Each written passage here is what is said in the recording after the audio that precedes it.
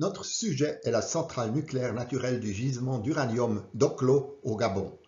J'ai préparé cette vidéo avec l'aide de Jacques Deferne.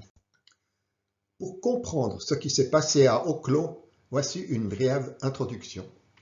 L'uranium naturel existe en deux formes, l'U-238, c'est 99,3%, et l'uranium-235, 0,7%. Les deux formes sont radioactifs et instables. La moitié de l'U-238 se transforme en plomb en 4 milliards d'années. Et la moitié de l'U-235 se transforme en seulement 700 millions d'années. C'est l'U-235 qui est le carburant des centrales nucléaires.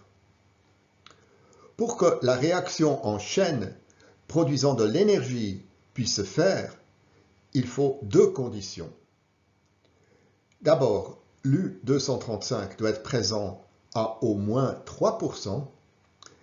Et deuxième condition, il faut un modérateur, par exemple de l'eau.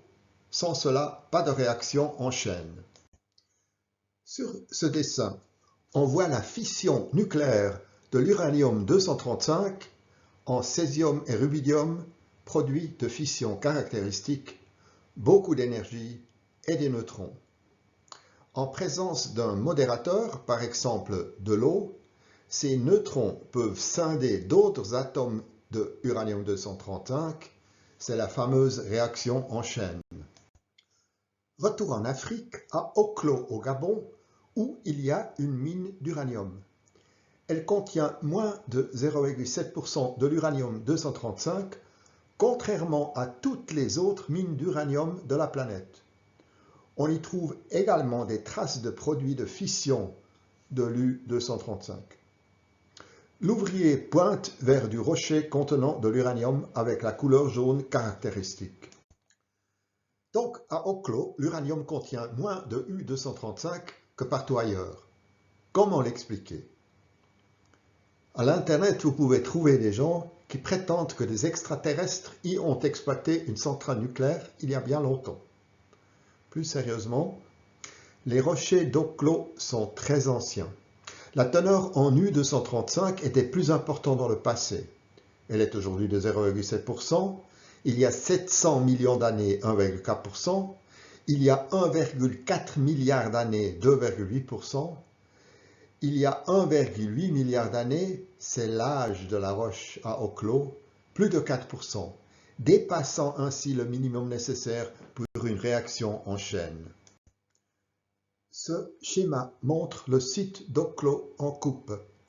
Les dépôts d'uranium se trouvent dans une couche perméable à l'eau, elle-même coincée entre deux couches de grès imperméables. Ainsi, on a reconstruit ce qui s'est passé à Oklo il y a 1,7 milliard d'années. Il pleuvait. L'eau entre en contact avec l'uranium riche en U-235. La réaction en chaîne s'enclenche. Ça chauffe, la puissance était environ de 100 kW. Après 30 minutes, l'eau bouillit et s'évapore et la réaction en chaîne s'arrête. L'eau se refroidit, s'accumule de nouveau et le cycle recommence. Et ainsi de suite, toutes les 3 heures, pendant 500 000 ans, jusqu'à ce que la concentration du 235 tombe sous le seuil critique de 3%.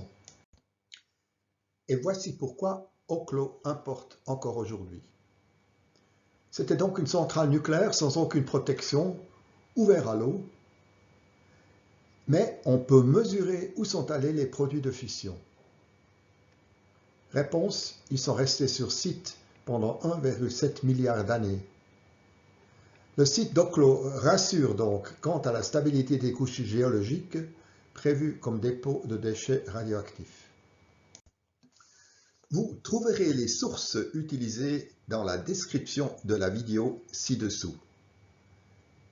Si vous avez des commentaires ou des corrections, vous pouvez les faire via YouTube ou directement à bernard@hirschel.ch.